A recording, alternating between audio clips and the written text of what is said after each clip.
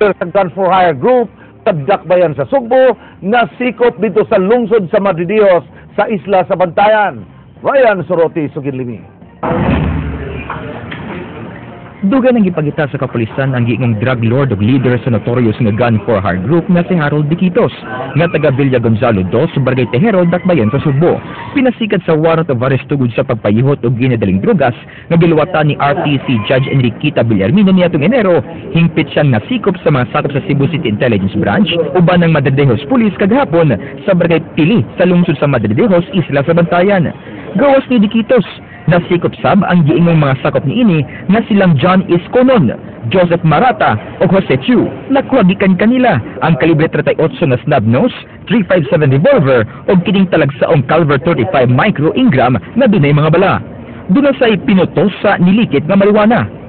Parang mo, suldutin mo, namin kami parang traso sa drugs. Kami mamatay, di gusto mamatay. Dugang ni Diquitos na nagbakasyon na siya sa lugar. Apan matod sa kapulisan na dugang na kining nagtago-tago tungod sa pagkalambigit sa dagang kaso sa pagpatay din sa Sugbo. Mga gun for hire sab ang mga kauban ini base sa mga nag-ung-ung di mumino sa napu ka mga kaso din sa gani ini murder case.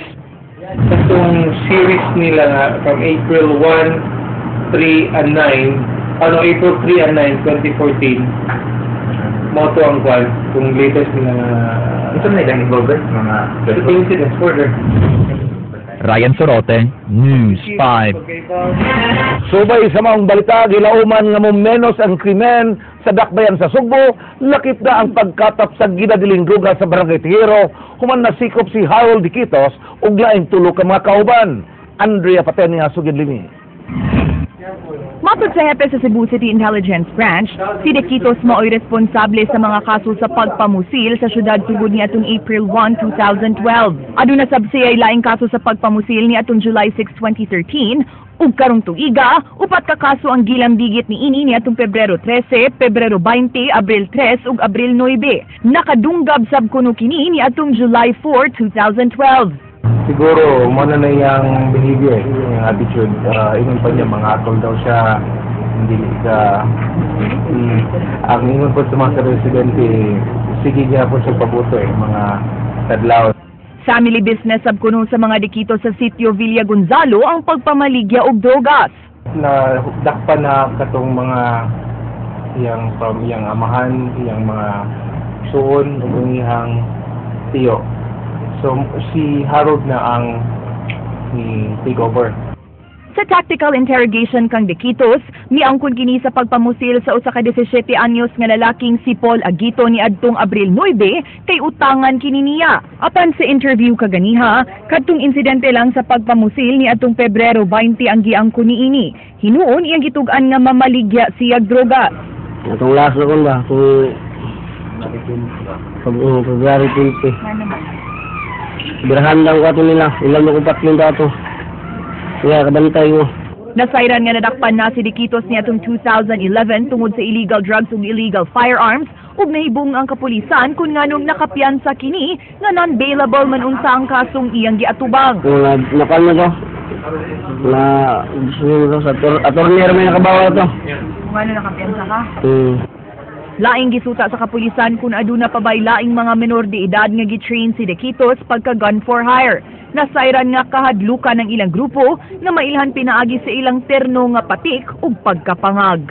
Matod pa sa usa ka residente dito nga ni text na to although there are some text nga na-receive na to nga mapasalamatan sila at least makatulog daw sila.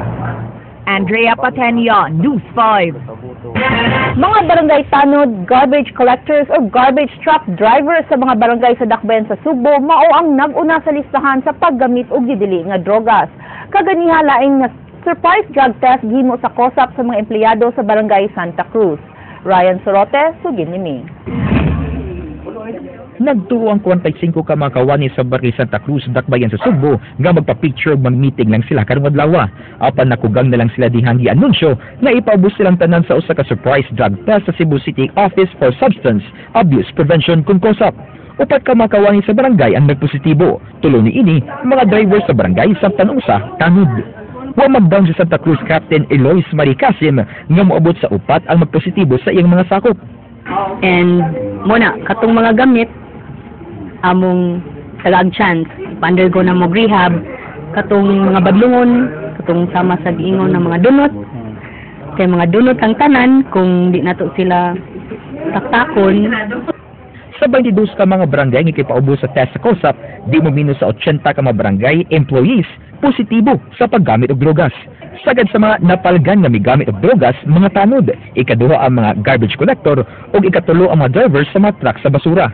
Ang Barangay Labangon, Guadalupe, Kamputaw ug Tisa ang nagpa-rehabilitate na sa ilang mga empleyado na napalgan nga migamit og drogas. Sud sa tulo ka buwan ang rehabilitation process. Magpaday ng surprise drug test sa COSAP hangtod nga mahurot ini ang tanang barangay sa Dakbayan. Yes, nag-start na og kuan na to katong atong outpatient program na to. Nagsige na every day na sa opisina niya katong sa atong mga katong angels na group, no? Ryan Sorote, News 5. Diskusi na karon sa kapulisan ang mga nanggawas nga taho kabahin sa pagkauso na sab sa model sa pagbutang og skimming device sa mga automatic teller machines kun ATM. Andrea Patenya, Sugindimi.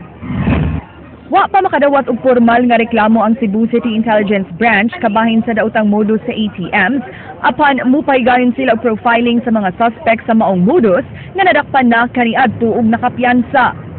So there is a possibility mga i-penetrate na po sila.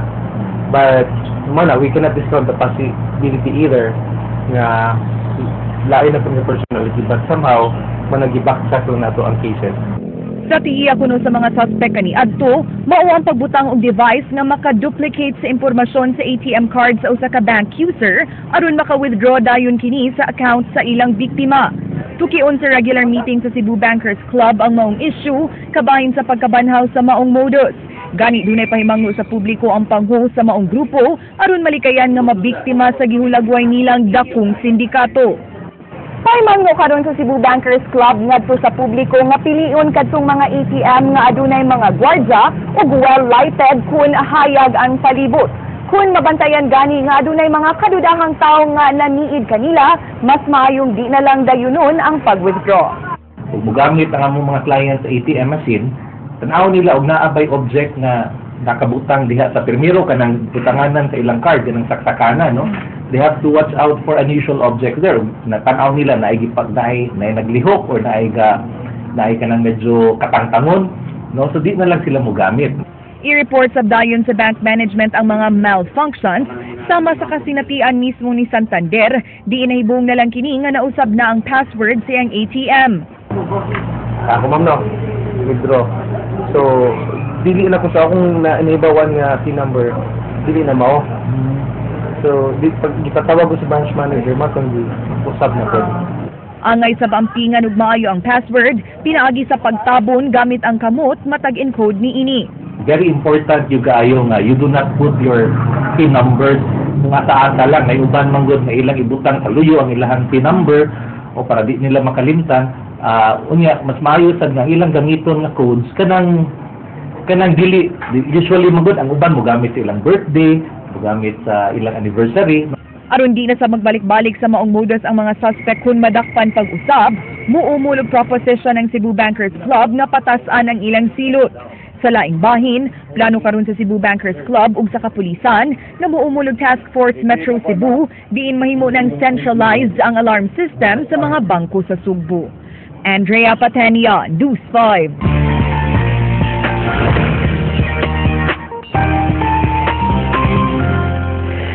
Hello everybody, I'm Chris Q.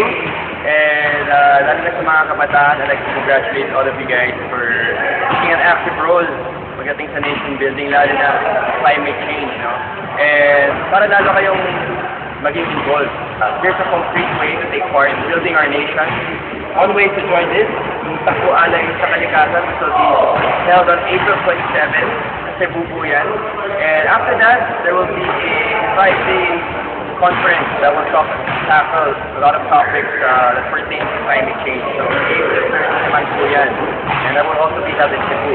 So, para makasali din, for more information, you guys can log on mphphilippines.com. So, I think this is a perfect way for you guys to be aware involved saving our lives. So I hope to see you all there.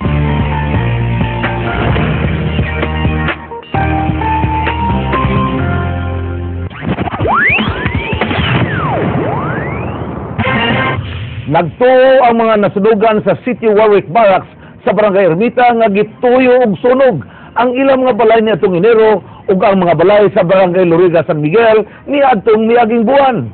Ryan Sorote, Suginlimi. Dako ang pagduda sa mga sunugan sa City Warwick Barracks sa Barangay Ermita nga gituyo ang sunog sa ilang lugar ni atong Enero 11 dinhi sa ka Jeffrey Dalugdog ang ilang gitumbok nga mo'y nakaingon sa sunog nga milamoy sa kapin 50 ka panimay. Giingong mipuyo sa dapit si Dalugdog sud sa pila ka semana sa wapa ang sunog. Ana kay gituyo dun ay plano. Kinsay iya ako na iban. Mo na siya atong pa ipadako pohon nagiblatay na sa fire station kung kinsa to siya ang giingon Dalugdog Jeffrey. Nasayran sad nga human masunod ang Warwick, giingong nibalin og puyo si Dalugdog sa Barangay Loriga San Miguel din atong Marso 18 kapin sa 700 ka mga balay ang naugdaw. Oh, ni Jeffrey ni puyo sa Loriga, pag human sa Loriga for how many weeks nasunog sa dang Loriga. So karon lain na sang ingi puyan, so nasa ibanta dito nga masunog na pud na. Dugang ni area nga mibali na sab karon sa Barangay Mambaling si Dalugdog. Apan giklaro sa kumumbiruhan nga way igong basihan ang mga pasangil nga gituyo og sunog ang Warwick ug Barangay Loriga San Miguel. Diin migawas sa ilang investigasyon nga gidumtan si Dalugdog sa mga taga Warwick kay digto man nagsugod sa iyang gipuy-an ang sunog. Allegedly siya mo napasok sa Sky, Wala na kay wala man sa tay concrete nga kuan nga naasad siya diya sa Loriga. Dilaran man nag-sumpay siguro niya. Wasa na maabot na mo din. Karoon pa ko nakapatiyan ng istorya. Ryan Sorote, News 5.